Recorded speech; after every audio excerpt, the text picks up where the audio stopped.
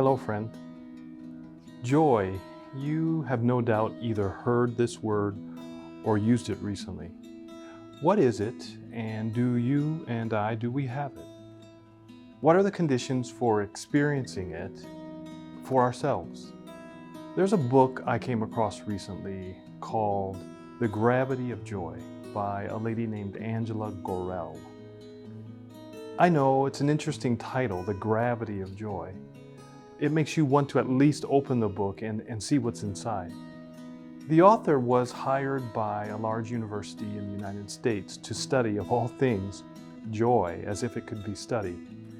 Not long after she was hired, a string of tragedies struck her life. A close family member passed away in terrible circumstances.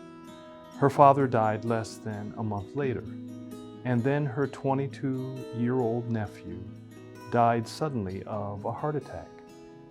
The write-up says that at this point, the joy that she was researching felt distant and shallow. Why? Because it was just a theory. After all, it was something she only was studying. But it was when Angela, the author, began to volunteer at a maximum security prison for women that she began to understand some of the dimensions of joy.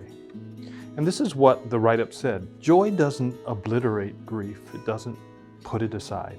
Instead, joy has a mysterious capacity to be felt alongside sorrow, and even sometimes most especially in the midst of suffering. Certainly the Bible has much to say about joy and its ability to help us as we seek to maintain our faith in God in this very difficult world. So allow me to share with you for just a few moments several of the many observations that the scriptures make about this elusive experience that we call joy. Observation number one, we can experience joy in the Christian life when we do several things. Well, James, in the book of James in the scriptures, said it best in chapter 1 and verse 2. He says, "Consider it pure joy, my brothers and sisters, whenever you face trials of many kinds." Why? Because the pleasurable experience of growth results from having our faith stretched.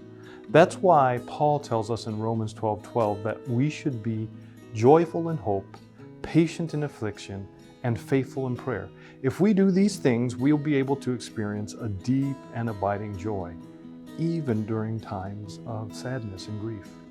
Joy is something that God fills us with. That's the second observation. In other words, we can't originate or manufacture joy. It has to come from Him. Third observation is we need joy to be able to function effectively. That's what King Solomon said when he stated, "A cheerful heart or a joyful heart is good medicine, but a crushed spirit dries the bones." So it's important that we learn to have joy even in the midst of our struggles in life. And just as this lady that was studying joy found out, joy doesn't necessarily exclude sorrow, but joy is something God gives us in the midst of our challenges of everyday life. Finally, the psalmist says that weeping may endure for the night, but joy comes in the morning. That's found in Psalm, the 30th chapter. This shows again how closely joy is linked to hope. Yeah, we may go through dark times, we may go through trials, we may go through temptations, but we gather joy when we look at the hope that things won't always be this way, that God will make things better, that God will get us through our times of challenge and trial. And so we even have joy in the midst of our sorrow as we look forward to the day that God will make everything all right. And then of course, when things do get better, we have another type of joy. So it's true, it's really true, we can have joy right now. Imagine with me a young man who has had to travel away from his fiancée to another country for work. The two had planned to always be together, to never separate. But alas, these are circumstances that were beyond their control. For 6 long months, they are apart, waiting for the day when the young man can return so that he can get married and they can start their lives together, so they can get married and start their lives together. As the day for him to return grows closer, They both miss each other terribly. But even though they miss each other, they also experience joy. Why? Because they're thinking about the fast approaching reunion. So you see, they're missing each other, they're suffering a little bit, but they're experiencing joy because they're thinking about the day when they'll be together. Hope sharpens and enhances their joy. Friends, no matter what it is you may be experiencing in life right now, you can have joy. What is that joy? It's a settled sense of assurance and peace because you know God is taking care of you. Weeping may endure for a night.